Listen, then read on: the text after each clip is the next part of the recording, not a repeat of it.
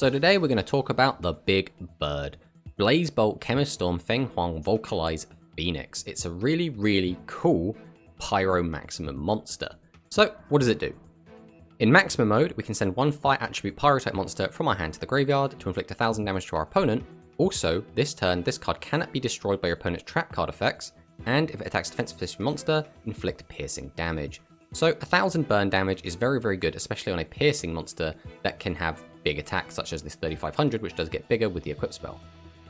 Basically, you're going to be chipping away at your opponent a lot with that piercing damage, so that extra 1000 can put potentially a 2-turn clock on the game, which is really what we're looking for once we summon this bad boy out. Immunity to trap cards is always pretty useful, we do quite like that.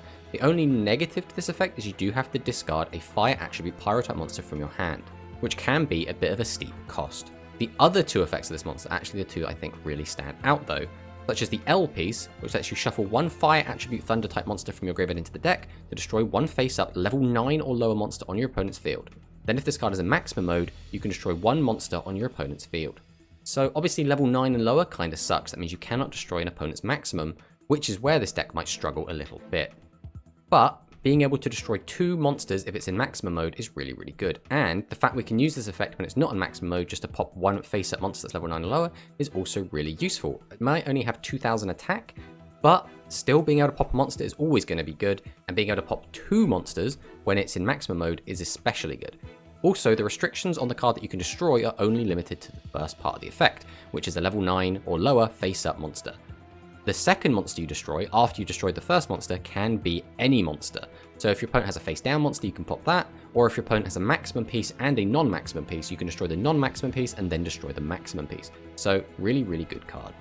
Next up we have the R piece. We can shuffle one fire attribute aqua type monster from our graveyard into the deck to destroy one spell trap on the opponent's field. Then if this card is in maximum mode, you can destroy one spell trap on your opponent's field.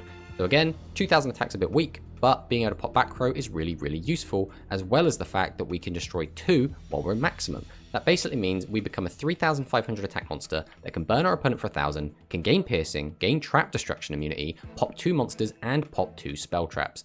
Now, the thing that can really wall this card a little bit is that we can't use our L piece effect on face down monsters if our opponent just sets 3, but again, we can burn them and hit them with piercing to try and get through that. The other important piece of this maximum is actually not one of the actual maximum pieces itself, but the equip spell that gets equipped to it to chemicalize structure force. So we can equip this card to a face-up aqua, pyro, or thunder type monster. The equipped monster gains attack equal to the number of different types on the field times 300. Also, if the equipped monster is a maximum monster, it cannot be destroyed by your opponent's card effects. So blanket destruction protection is fantastic. This will protect it from some powerful legend cards such as Dark Hole and Zaborg. So again, just really good card, as well as boosting its attack. Because it's a pyro monster itself, it will gain 300 attack by the effect of chemicalized structure force. Then if your opponent summons a monster that isn't pyro, it will immediately go up to 4100, which is now a bit of a bigger number for your opponent to deal with and can be quite catastrophic if your opponent doesn't have a way to get to that number. For our legend monster, we are using Rise of the Storm Monarch. Again, probably the best legend monster available at the moment. Being able to put a monster on the field on top of the enemy deck can set your opponent back, especially if you put some sort of big boss monster. You can also get rid of your opponent's maximum if you feel you need to, or you can get rid of a pesky back row and try and push for game. So again, Riser is all purpose and really fantastic. The only negative of this card is that it requires a tribute, and level 6 can be hit by Mad Rare Aquila. Next up, we have our Sea Serpent package. So we're playing 3 Ascending Weather Eel. We can shuffle 2 monsters from our graveyard into the deck to excavate the top 2 cards of a deck. You can add 1 of the excavated level 10 monsters to your hand, shuffle the remaining cards into the deck. So the reason we went for this is we just want extra ways to find our maximum pieces. Now, unfortunately, this is not the most reliable card to do so, but it does get the job done a lot of the time. The only other negative to this card is we have to shuffle cards from our graveyard back into our deck. And again, our maximum pieces also want to be shuffling cards from our graveyard back into our deck, which does make things a little bit awkward when we have to shuffle in necessary pieces back into the deck. Other than that though, fantastic. Next up, the real star of the deck, Deep Sea Dragon Bat Eel. We can reveal up to 3 level 10 monsters in our hand, draw cards equal to the number of monsters revealed to meet the requirement, then shuffle cards from your hand into the deck equal to the number of cards drawn by this effect. So again, fantastic whenever we're playing a lot of level 10s, and guess what, we're playing a lot of level 10s. So we can basically reveal all of the maximum pieces in our hand, ideally 3, draw 3, and then shuffle any 3 cards back. So we could put all the maximum pieces back, we could put back all the cards that we drew. If we have any doubles, we could put the doubles back. This card is just really fantastic in any level 10 strategy. So again, including it here. Next up, we have the Amazing Dealer. If you have 3 or less monsters in your graveyard, pay 300 life points, send 3 cards from your hand to the graveyard, then draw 3. Again, this deck wants to get a lot of cards in the graveyard. Again, this deck wants to be drawing a lot of cards. And again, emptying our graveyard is what this deck does, which means Amazing Dealer is actually on a lot of the time. Amazing Dealer was a staple for a long time, but seems to have fallen off a little bit, but still finds a very good home in this deck. Next up, we have Bolt the Conduction Spirit. Now, notably, this is a Fire Thunder monster, which means this is going to be the primary target when we use our L piece, which requires us to shuffle a Fire attribute Thunder type. So we'll either be shuffling additional copies of itself or Bolt the Conduction Spirit. But we can send 1 level 4 or lower monster from our hand to the graveyard to add 1 level 5 or 10 Pyro or Aqua monster from our graveyard to our hand. Then you can add a Chemicalized Structure Force from your graveyard to your hand. So again, fantastic card. We send a level 4 or lower monster to the graveyard, which again, a lot of the time we want those cards to be in the graveyard anyway to use our effects. Then we can add either our Aqua monster, which is going to be our R piece, or our middle piece, which is our Pyro type monster, to our hand. And this is something we'll also see later with Melt. You can search the middle piece or the left piece. But the additional effect of being able to get our equip spell back from the graveyard is also really, really useful. Because again, we're probably going to be using this early, equipping it onto one of our weaker monsters to let them trade or be able to deal with an opponent's threat, and then send it to the graveyard, and we'll want ways to get it back.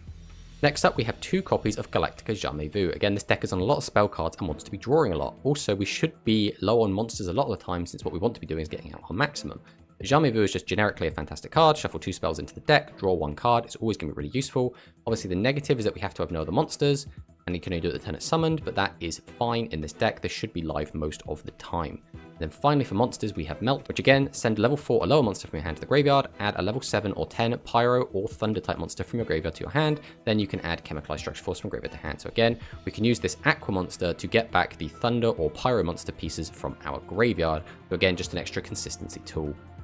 So for the spells, Heavenly Protection, again, this is going to be a staple in any level 10 deck, but we can send any number of monsters to our hand to the graveyard. If the total of the level sent is 10 or higher, we can draw 2 cards. So most of the time we want to be sending one of our maximum pieces and then just drawing 2, which means we'll be discarding 2, drawing 2, so we go back to net even, which is really, really good. But in the worst case scenario, we can discard some of our other monsters that are lower level and go neg, but basically trying to find the pieces that we need to complete a summon.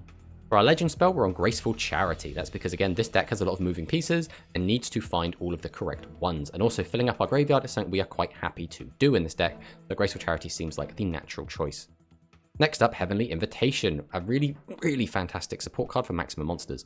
Then the top 3 cards of your deck to the graveyard, then if you have no monsters on your field, you can add 1 level 10 monster from your graveyard to your hand. So this card is fantastic. Obviously, the restriction of having no monsters can get a little bit annoying, especially if your opponent is intentionally leaving your monsters on the field. But this is fantastic. We want to be filling our graveyard and we want to be getting our level 10 monsters back into our hand. Heavenly Invitation does both. Fantastic. Next up, Magical Stone Excavation. Send 2 cards from your hand to the graveyard, add a spell card from your graveyard to your hand. Again, really, really good to be recycling these cards. We want to get our consistency cards back. Heavenly Protection. We want to get back Heavenly Invitation. We want to get back Graceful Charity. And occasionally we'll have access to our spirits, which means we will want to be getting back Chemicalized Structure Force. So again, Stone Excavation, really, really good. And it can get those pesky bricks out of our hand, which sometimes this deck will have. Finally, our traps, we have 2 copies of Nobody Scat Thief. Again, fantastic trap, especially in a deck that, again, has so many moving pieces. We want to be getting cards out of our hand, we want to be filling up the graveyard, we want to be drawing as many cards as possible. Scat Thief does so much for this type of deck that needs to draw into exactly what it needs to win. But yeah, Nobody Scat Thief, again, one of the best generic trap cards that probably ever going to exist in this game.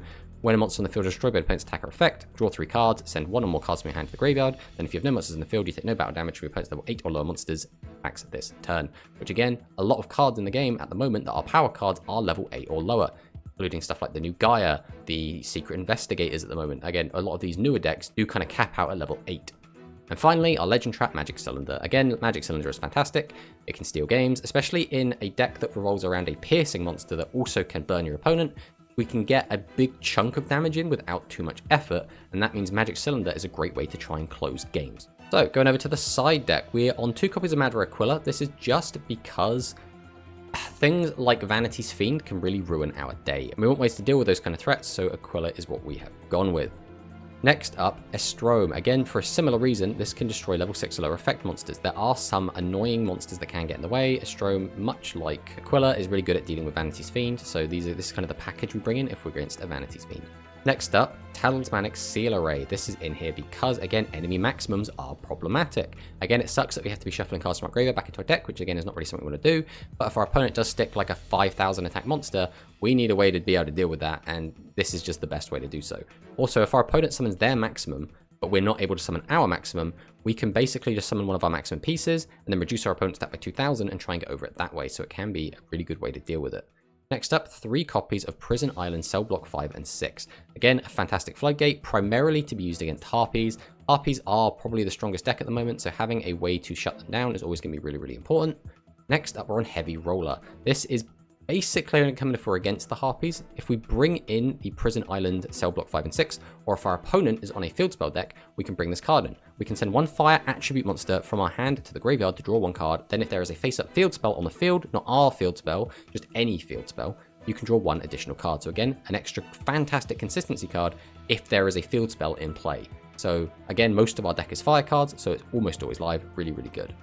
Next up, Emergency Return. So when an opponent's monster declares an attack, return 1 face-up level 5 or higher monster from your field to the hand. If you return a monster to the hand by this effect, negate that attack. So again, this can protect our monster. If our opponent has a way to out our maximum, we can use this to drag it back to our hand.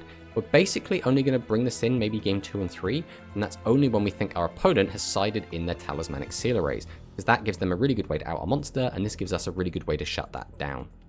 Next up, 2 copies of Word Working. Again, almost every deck at the moment really does revolve around the graveyard. They want to be filling the graveyard. They use the graveyard for effects. They use the graveyard for fusion summoning. There's just so many cards that revolve around the graveyard right now, and World Working is a really good way to shut a lot of those down.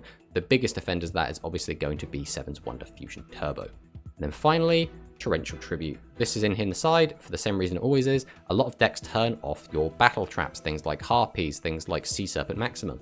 So decks that do shut those down, we want a way to destroy those monsters on summon so we can actually interact with them. So there's no point in having Magic Cylinder, for example, against Harpies a lot of the time, because they will either just destroy it or turn it off, so it just won't do anything. So we might as well replace it for something that we can actually use.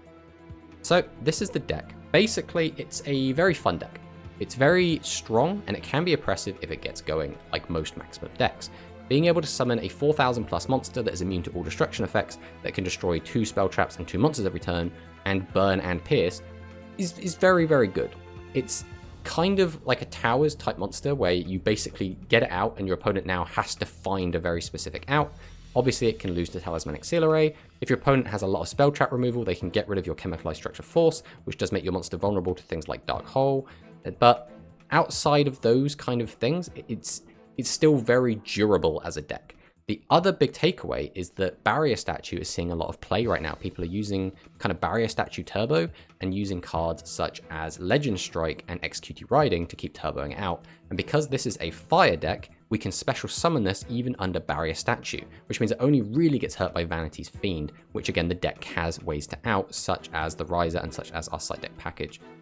But again, fantastic deck, relatively consistent. But let's fire into some replays. I can show you what I've been talking about.